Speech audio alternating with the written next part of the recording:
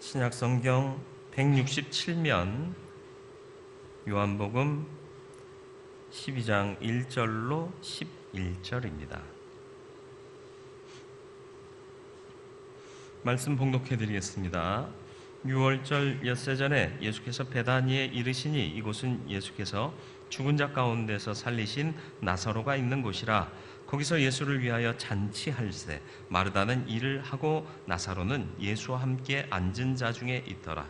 마리아는 지극히 비싼 향유 곧 순전한 나드 한 근을 가져다가 예수의 발에 붓고 자기 머리털로 그의 발을 닦으니 향유 냄새가 집에 가득하더라.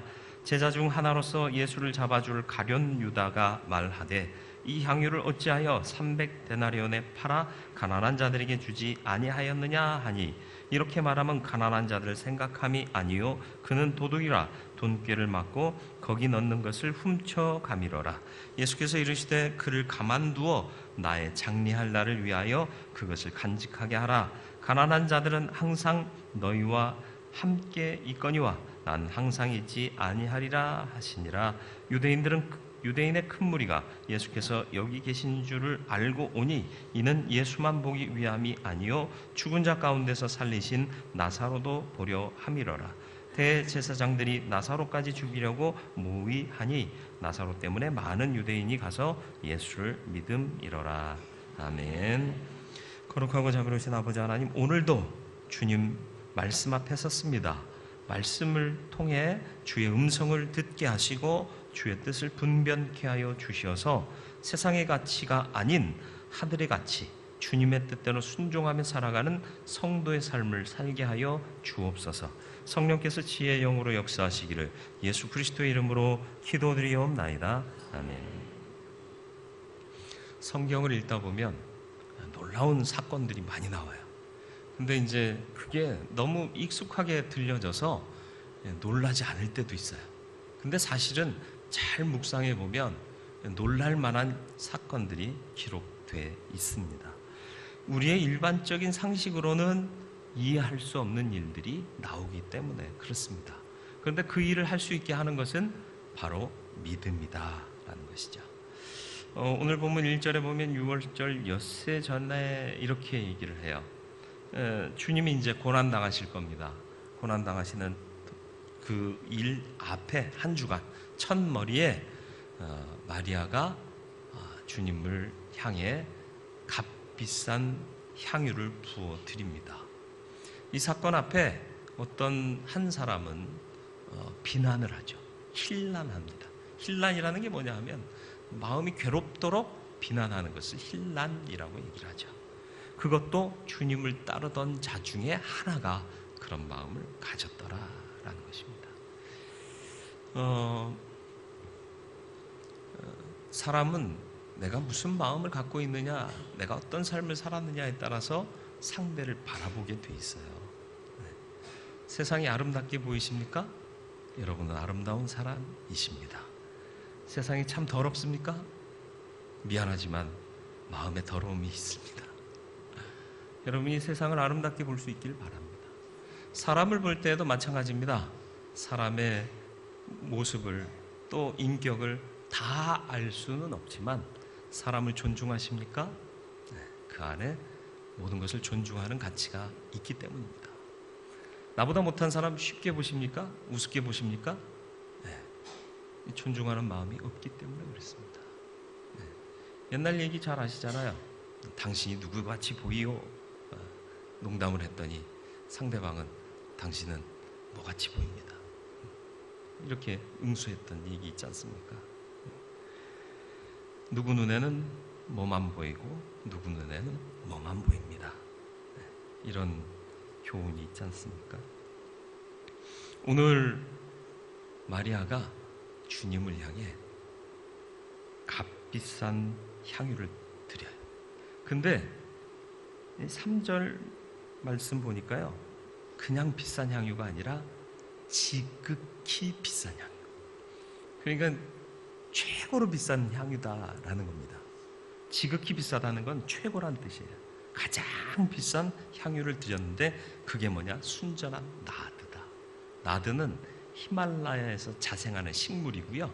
이 식물의 뿌리를 짜서 거르고 증류해서 만든 게 나드 향유예요. 불순물이 섞인 건 값이 떨어지게 되겠죠. 근데 불순물 없이 깨끗하고 정결한 나드는 정말 최상품이라 최고의 값을 받는 거예요. 그래서 이후에도 누가 계산해서 벌써 그 값을 매기잖아요. 300데나리온, 못 받아도 300데나리온. 300데나리온이니까 별로 감동이 별로 없어요, 그죠? 예. 그 당시 하루 품꾼의 품삯이 얼마예요? 1데나리온. 300데나리온이면 1년치 월급이에요. 여러분 1년치 월급 하나님 앞에 드릴 수 있어요? 주님 앞에 드릴 수 있어요? 아유, 주님 앞이니까 주님께 드렸고 이건 교회에 헌금하는 거니까 다르잖아요.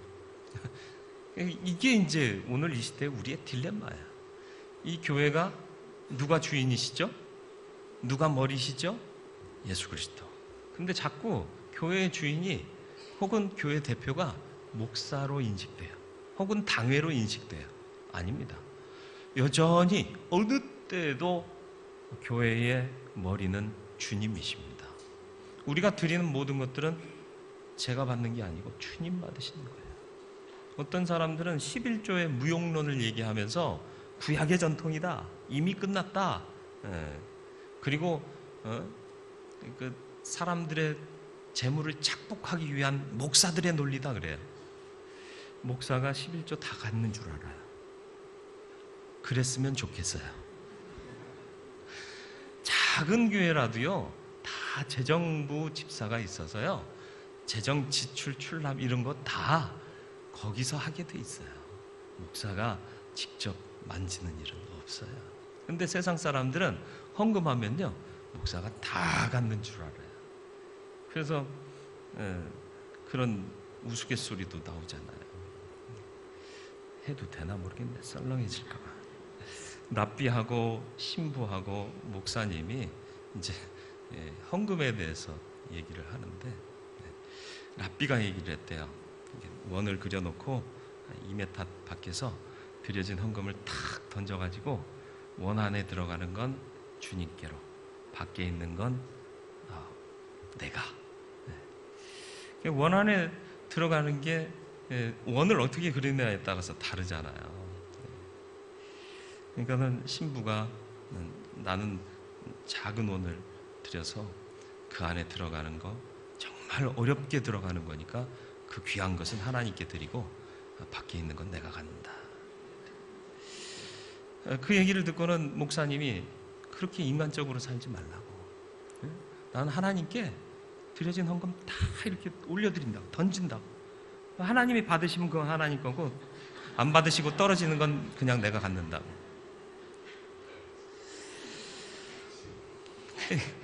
꼭 주인공은 목사야.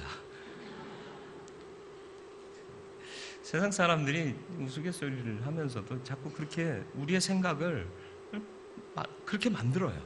마치 신부는 조금 더 위대하고 랍비는 좀 나름대로의 독특성이 있고, 근데 목사는 세속화되고 너무하는 그런 존재로 만드니까 이게 하나님이 세우신 교회의 영적인 권위나 이런 것들이 자꾸 실추돼요.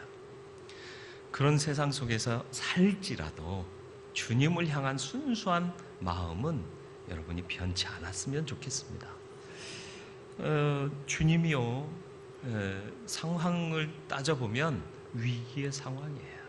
그럼에도 주님을 사랑한 마리아는 주님께 할 수 있는 최선을 다하고 있습니다.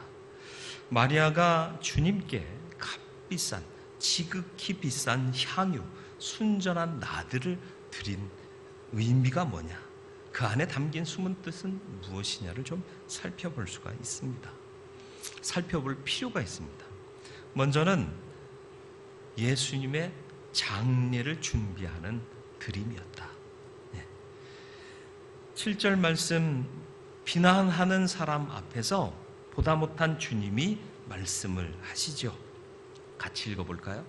예수께서 이르시되 그를 가만두어 나의 장례할 날을 위하여 그것을 간직하게 하라. 지금 부어드렸어요. 그랬더니 갓 같은 편인 줄 알았던 가룟 유다가 제자 중에 한 사람이었다라고 표현하는데, 예수님의 제자였다면 그 상황을 보고요, 미안한 마음도 있어야 되고 좀 부끄러운 마음도 있어야 돼요. 난 다 버리고 주님을 따른다고 했는데 정작 주님을 위해서 가장 좋은 것, 지극히 좋은 것을 드렸나? 참 저 여인은 저렇게 비싸고 지극히 좋은 것을 주님께 드리는구나, 그러고 있어야 되는 거예요. 근데 입이 방정이야. 그죠? 입이 방정인 이유가 뭐예요? 생각이 방정이기 때문에 입으로 나오는 거예요. 뭘 생각하고 있었다고요? 요한이요, 좀 적개심을 갖고 기록한 부분이긴 하지만 6절 말씀 이렇게 말하면, 가난한 자들 생각함이 아니요 그는 도둑이라 돈깨를 맞고 거기 넣는 것을 훔쳐 가미르라. 좋지 않은 생각을 갖고 있으니까요, 당연히 좋지 않은 반응이 나올 수밖에 없어요. 여러분, 잘하는 사람은 박수 쳐줘야 되고요, 흠모해야 돼요. 나도 저렇게 하고 싶다, 나도 저렇게 살고 싶다. 순전한 마음으로 가장 비싼, 지극히 비싼 향유를 부어드린 마리아의 헌신을 보면서 우리는 흠모하고 또 나도 저럴 수 있었으면 하는 마음을 가지게 되길 바랍니다. 순전하게 드렸더니 그게 알았는지 몰랐는지는 모르겠으나 주님의 장례를 예비하게 되더라라는 것이죠. 다시 말하면 주님의 역사에 귀한 헌신이 되더라, 소용이 되는 일이 되더라라는 것입니다. 어떻게 보느냐의 문제입니다. 어떻게 생각하느냐의 문제입니다. 여러분의 중심을 바꾸실 수 있길 바라요. 예전에 제가 이제 군목으로 사역할 때요, 그때는 뭐 차도 많지 않고 그럴 때 승합차 목사님들이 몰고 다니면 굉장히 부러워할 일이었어요. 그래서 저도 중고차를 타고 다녔지만 중고 승용차 타고 다니면서 어디서 승합차 버리는 교회 없나, 그리고 제 출신 교회에 15인승 승합차가 있었어요. 버리실 때 저한테 연락 주세요 그랬어요. 오죽 그거에 필요하면, 그죠? 물건도 많이 실을 수 있고 위문도 다니고 또 교인도 싣고 어디 가고 그럴 수 있는 좋은 도구가 되지 않습니까? 동기들이 모였는데 한 친구가요, 새로 뽑은 승합차를 타고 온 거예요. 요즘 같으면 승용차나 끌고 와야 우와 그러겠지만 그 당시에는 야 하고 다들 쳐다봤어요. 어디서 났어? 어디서 나긴 샀지, 그죠? 나지는 않잖아요. 그 얘기를 하는 거야. 자기 부대에 교회 출석하는 대대장 중에 집사님이 한 분 계시는데, 이분이 대대장 교육을 받고 오자마자 헌금을 하셔서 이 차를 헌납하셨다는 거예요. 자초지종을 물어보니까 이제 군에서 대대장이 되려면 육군대학이라는 곳에 가서 대대장반 교육을 받아요. 거의 비슷한 또래들이 모입니다.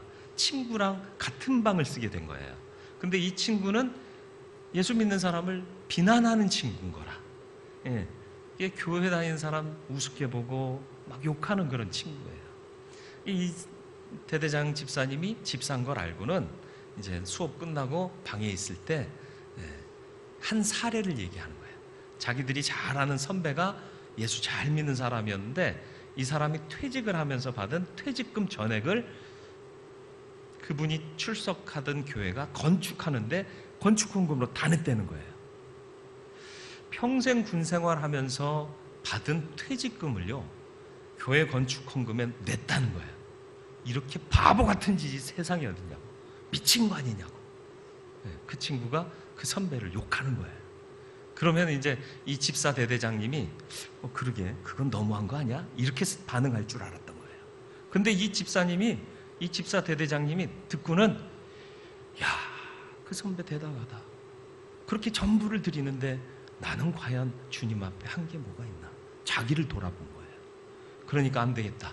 내 퇴직금의 일부를 빼서 교회에 필요한 승합차를 헌물해야겠다. 그리고는 대대장 교육 마치고 오자마자 헌물해서 봉고차를 이렇게 헌납을 한 거예요. 멋지죠? 대답하면 여러분이 그걸 해야 된다는 책임감을 가질까 봐 두려워하시는데 그러지 마세요. 우리 교회 봉고차 있으니까. 그죠? 대단하지 않습니까? 대단해요. 같은 사건을 보고도 누구는 비난하는데 누구는 도전을 받아요. 저는 여러분이 도전받는 사람이 되길 바라요. 세상의 비난과 세상의 악독한 행태 속에서도 은혜 받는 사람이 되길 바랍니다. 그래서 주님 사랑함으로 드리고 더 드릴 수 있는 그런 순전한 헌신의 사람이 되길 바라요. 이게 단순히 헌금 많이 해라라는 얘기가 아니라 마음의 중심이 뭐냐를 얘기하는 거예요. 이렇게 할 수 있었던 것은 어떤 이유였을까요? 마리아는 말씀에 대한 경청을 했던 사람이에요. 말씀을 들으니 바른 헌신을 할 수 있게 되었던 겁니다. 여러분, 말씀 잘 들으시는 자가 되시길 바라요. 누가복음 10장 39절로 42절 말씀에 보면 이런 말씀이 나오죠. 그에게 마리아라 하는 동생이 있더니 주의 발치에 앉아, 발치가 뭐예요? 발 앞에 앉아 그의 말씀을 듣더니, 마르다는 준비하는 일이 많아 마음이 분주한지라 예수께 나아가 이르되 주여 내 동생이 나 혼자 일하게 두는 것을 생각하지 아니하시나이까 그를 명하사 나를 도와주라 하소서. 주님 오셔서 밥 반찬 만들고 밥 지어서 대접하려니까 너무 바쁜 거예요. 힘든 거예요. 마리아가 와서 도와주면 금방 끝날 것 같으니까 얘 여기 앉아있지 말고 좀 와서 언니 좀 도와주라고 하세요 하고 주님께 요청을 합니다. 그러니까 주님이 뭐라고 대답하시느냐? 주께서 대답하여 이르시되 마르다야 마르다야 내가 많은 일로 염려하고 근심하나 몇 가지만 하든지 혹은 한 가지만이라도 족하니라. 많이 하는 게 좋은 게 아니라 좋은 일 하는 게 좋은 거다. 그 말씀을 하는 거예요. 마리아는 이 좋은 편을 택하였으니, 마르다 너는 그 좋은 편을 택했고 마리아는 이 좋은 편을 택했는데 마리아가 택한 게 뭐라? 말씀 듣는 거예요. 그러니 빼앗기지 아니하리라 하시니라. 평소에도 주님 오시면 주님 말씀 듣기를 사모해서 그 앞에 앉아 있었던 거라. 그 말씀을 들으니까 그 말씀 안에서 주의 뜻을 깨달아 알게 되고 주님을 위해 값비싼 것이라도 아낌없이 드릴 수 있게 되더라. 여러분, 말씀이 여러분 안에 있게 되기를 축원합니다. 예수님은 평소 당신이 십자가에 죽으실 것을 제자들 앞에서 여러 번 말씀하셨죠. 3번의 순환과 부활에 대한 예고를 분명히 하셨습니다. 제자들은 그걸 기억하지 못하고 있었어요. 마르다는 말씀을 즐겨 듣고 그것을 마음에 두고 있었던 자라 주님을 위하여 아낌없이 드리기를 원했고, 그게 결국은 알고 했는지 알지 못하고 했는지는 모르지만 주님의 장례를 예비하는 일이 되었더라라는 것입니다. 비싼 것을, 지극히 비싼 향유, 순전한 나들을 드릴 수 있었다는 것은 그의 생각 속에는 산술적인 계산이 없는 사랑과 헌신이 있었다라는 거예요. 사랑은 계산하지 않습니다. 그죠? 주고 또 주고 더 주고 싶은 게 사랑 아니겠습니까? 그 사랑이 주님께 향하게 되기를 바라요. 그 사랑이 주님 앞에 드려지기를 소원합니다. 11조의 얘기를 하지 않습니까? 아까도 말씀드렸듯이 11조를 목사가 갖는다는 둥, 구약대일이라는 둥, 이미 유효가 끝났다는 둥. 아니에요. 전부를 하나님이 주셨지만 그 중에 10분의 1만 드려서 내 마음을 표현하는 거예요. 그러니까 그게 좋은 거예요. 나쁜 게 아니에요. 그리고 아까운 것도 아니에요. 어쩌면 마리아의 본심은요, 자기 목숨까지라도 드리고 싶었을 거예요. 그러니까 진심 어린 사랑에는요, 산술적인 셈이 없는 거예요. 저와 여러분들이 이러한 마음으로, 이러한 믿음으로 살아갔으면 좋겠습니다. 오늘 이 시대에 이러한 순전한 믿음과 사랑과 헌신이 극히 드물다는 게 문제겠죠. 주님을 진심으로 만난 사람들은요, 세상에 값 있던 것, 값 있다라고 얘기하잖아요. 바울이 그러하지 않았습니까? 바울이 빌립보서 3장 7절로 11절에 고백한 말씀을 보면, 그러므로 무엇이든지 내게 유익하던 것을 내가 그리스도를 위하여 다 해로 여길 뿐더러, 값없다가 아니라 해롭다라고 판단하고 있어요. 이전에 내게 유익하던 게 뭐예요? 가문이요. 어느 가문 출신이다. 내 출신이요. 내 학벌이요. 내 소유요. 이런 게 내게 유익했잖아요. 공부하는데 돈 있어야 되는데 우리 집안 넉넉해요. 그리고 출신도 좋아요. 면접하는데 그 집안 출신이야? 단박에 붙었어요. 이게 다 나를 유익하게 했던 것들 아닙니까? 그런데 예수를 믿고 보니까 이걸 해로 여길 수밖에 없는 거예요. 왜요? 이걸 다 해로 여길 뿐더러 또한 그 모든 것을 해로 여김은 내 주 그리스도 예수를 아는 지식이 가장 고상하기 때문이라. 예수님 아는 지식이 가장 고상해요. 최고예요. 근데 그걸 알려고 하는데 가문, 뒤에 배경, 물질 이런 게 이 순수한 마음을 자꾸 버리게 만들려고 한다는 거예요. 그러니까 이게 오히려 해다라고까지 얘기를 해요. 그래서 내가 그를 위하여 모든 것을 잃어버리고 배설물로 여김은 그리스도를 얻고 그 안에서 발견되려 함이니. 주님의 사람으로 남기를 원한다라는 것이에요.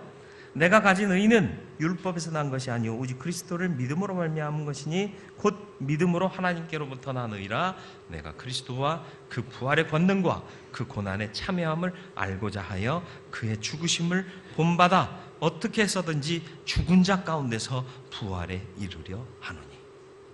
이걸 다 버리는 이유가 뭐예요? 부활에 이르려고. 부활 이후에는 뭐가 있어요? 영생이요. 가장 귀한 것을 뭘로 여겼다? 하나님이 주신 영생이 가장 귀한 것으로 마음에 새겨진 거예요. 그러니까 세상에서의 지위, 명예, 물질 해롭다. 오히려 해롭다라고 얘기를 한 거예요. 주님이 주신 모든 것들을 기쁨으로 선용하고 헌신하며 사용할 수 있게 되기를 주님의 이름으로 축원을 드립니다. 물질 만능 사회에서 물질에 집착해서도 안 되겠고 물질의 주인이 나라고 착각해서도 안 될 것입니다. 하나님이 주인이시고 나는 청직이에요. 주님이 원하시면, 아니 주님의 역사 위에서라면 아낌없이 드릴 수 있는 마리아와 같은 마음이 오늘 시대의 성도들에게, 교회들에게 있어지기를 바랍니다. 그러니까 아낌없이 구제할 수 있는 거고요. 아낌없이 선교할 수 있는 거예요. 그런 역사들을 인하여서 오늘 우리나라와 민족이 여기까지 이른 것 아니겠습니까? 흥선대원군의 쇄국정책에 막혀서 우리가 아직도 상투 틀고요, 갓 쓰고 다녔다면 이런 부흥과 발전이 있을 수 있겠느냐 말이에요. 피를 흘려가면서까지 복음을 증거하기 위해 알지도 못하는 땅에 와서 피를 흘린 수많은 선교사들의 희생과 그들을 돕기 위해 본국에서 물심양면 기도로 후원했던 많은 성도들의 수고와 헌신 때문에 값을 따지지 않은 거예요. 우리가 대한민국, 한국의 조선 땅에 이만큼 투자하면 걔네들이 나중에 이만큼 갚겠지? 이런 계산이 없이 그냥 주님 앞에 드리는 마음으로 주의 복음이 어디라도 전파되어야겠습니다. 목숨 내놓고 오고 물질 들여 헌신하고 그랬기 때문에 오늘 이 시기에 우리가 이러한 복락을 누리며 살고 있는 겁니다. 하나님을 향한 순전한 믿음이 2018년도 한 해에는 우리 교회와 우리 모든 성도들에게 회복되기를 축원합니다. 주님의 역사를 위한 헌신을 드릴 수 있는 저와 여러분들의 삶이 되길 바랍니다. 특별히 본문은 지극히 비싼 향유라고 강조하고 있습니다. 비싼 거를 드려라는 얘기가 아니라 그게 아깝지 않은 정도의 믿음을 가져라라는 거예요. 세상의 가치대로 야, 요건 좋은 거, 요건 나쁜 거 이렇게 따지지 말라는 거예요. 그 가치가 무너지는 믿음을 갖고 살 수 있게 되기를 바라고요. 이런 믿음에 이르기 위해서는 말씀을 깊이 아는 자가 되어야 합니다. 그래야 헌신을 일궈낼 수 있는 것입니다. 말씀 듣기를 즐겼던 마리아는 주님의 일을 알고 그에 따라 헌신을 한 것입니다. 저와 여러분들이 주님의 뜻을 모르는 자 되지 않기를 바라고 이 시대를 향한 주님의 뜻이 무엇인지를 알고 그 일에 기꺼이 헌신할 수 있는 저와 여러분들이 되길 바랍니다. 사랑은 계산하지 않습니다. 계산할 이유가 없는 게 사랑이에요. 드리고 또 드려도 부족한 마음뿐입니다. 이러한 마음이 우리의 마음 되어서 주님 원하시는 일들에 기꺼이 헌신할 수 있는 저와 여러분들의 삶이 되기를 주님의 이름으로 축원을 드립니다.